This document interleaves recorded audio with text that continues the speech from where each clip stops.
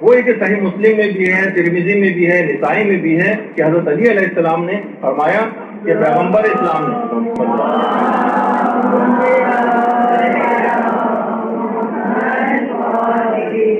کہ کسی بھی تصویر کو نیست و نابود کیے بغیر مت چھوڑو اور کسی قبر کی بلندی کو مساوی و برابر کیے بغیر مت چھوڑو. اللہ تدعا تمثالا الا تمسہ ولا قبرا مشرفا الا سویتہ.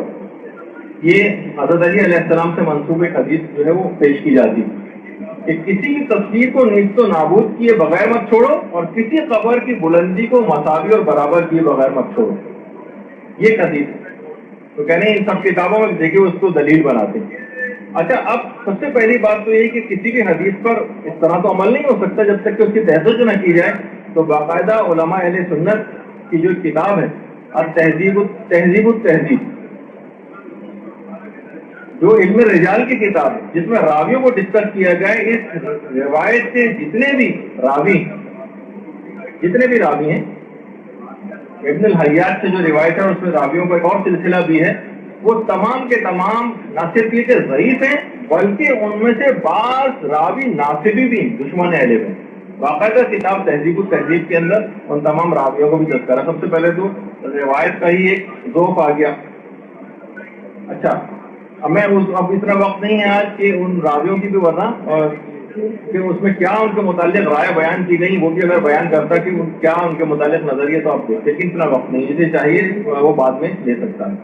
اچھا، الفاظ حدیث بھی وہ نہیں ہے جو ان کے مطلب کے لیے سازگار، ورنہ کیا وجہ ہے کہ وہ اس کے پہلے جملے پر عمل نہیں کرتے کہ کسی تصویر کو نیست و نابود کیے بغیر مت چھوڑو.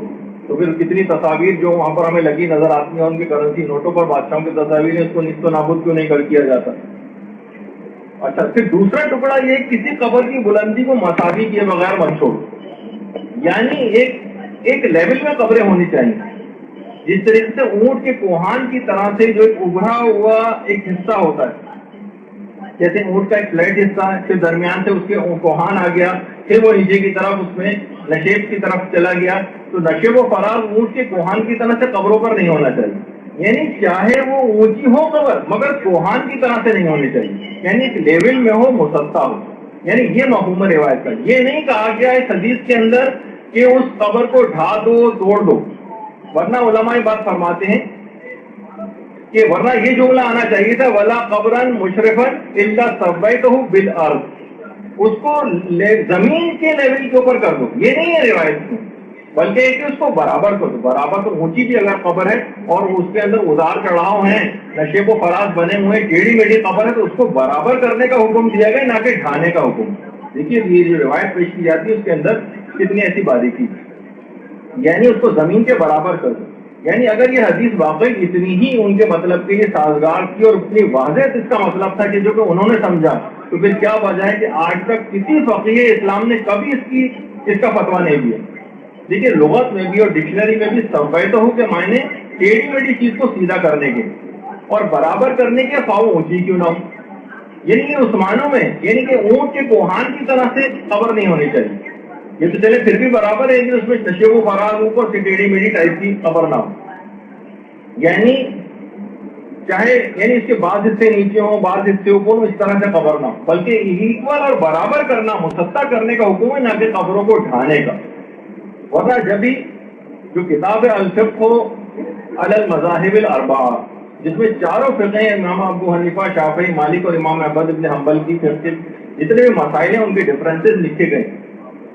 یہی وجہ ہے کہ اسی کتاب کے نام پر ہمارے عالم شیخ محمد جواد مغنیہ انہوں نے کتاب لکھی تھی الفقہ علی المذاہب الخمسہ، یعنی پانچوں فقہ، اس میں چاروں فقہوں کے ساتھ فقہ شیعہ کو بھی انہوں نے ایڈ کیا اور یہ کہا کہ ہمارا کوئی نہ کوئی مسئلہ آپ کی کسی نہ کسی فقہ کے اندر پایا جاتا ہے.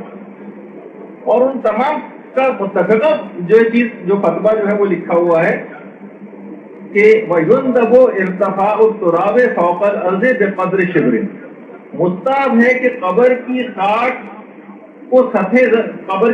سطح زمین سے ایک بالش اونچی.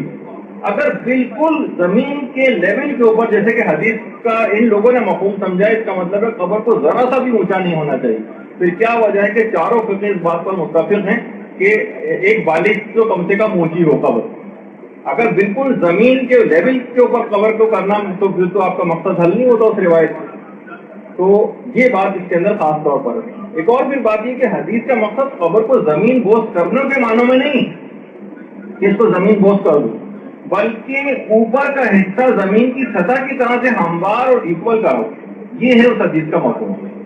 اچھا، اگر واقعی یہ مقصد تھا پیغمبر کا تو کیا وجہ ہے کہ پیغمبر اسلام کے اور امیر المومنین کے اور دیگر زمانوں میں یا دیگر چلے تینوں خلفاء کے ادوار میں بھی جو اسلامی ممالک کے بالکل الگ اطلاق جو حاکم تھے اور ان کی فلسطین، شام، مصر، عراق، یمن، اردن اور وہاں کی جتنی بھی سرزمینیں تھیں وہاں پہ انبیاء کی قبریں بنی ہوئی تھیں، وہاں کی عمارتوں کیوں منہدم نہیں کرایا، کیوں ان کی قبروں کو نہیں توڑوایا؟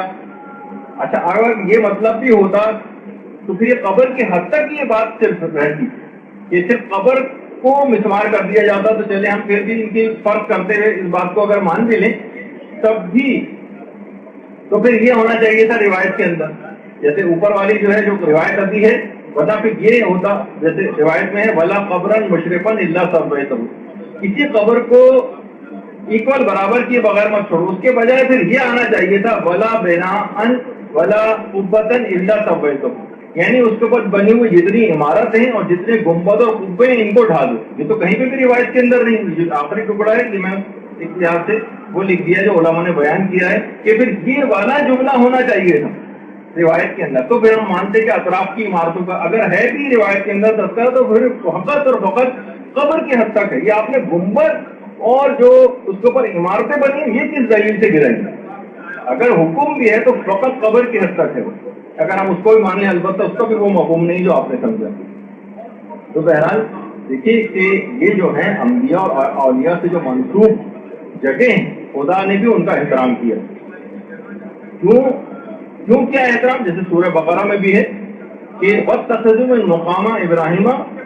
مِن مقام ابراہیم مصلی، کہ رسول اللہ کو حکم ہے کہ جہاں پر حضرت ابراہیم مقام عبادت کے لیے کھڑے ہوتے تھے اس کو اپنا مقام عبادت قرار دو. حضرت ابراہیم کہاں کھڑے ہوتے تھے؟ جہاں ان کے قدموں کے نشانات، یہ مقام ابراہیم یہ حضرت ابراہیم علیہ الصلوۃ والسلام کے قدموں کے نشانات.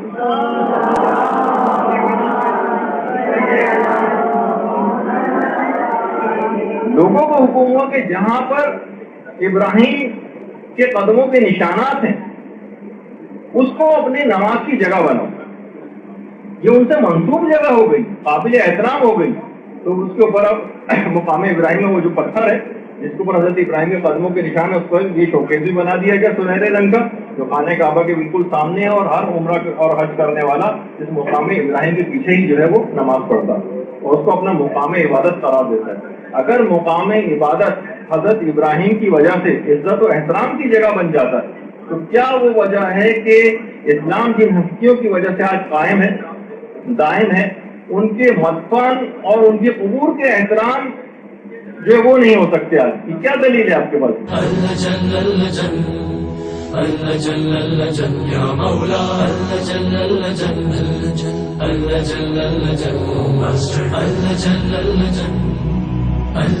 يا صاحب السماء اللجن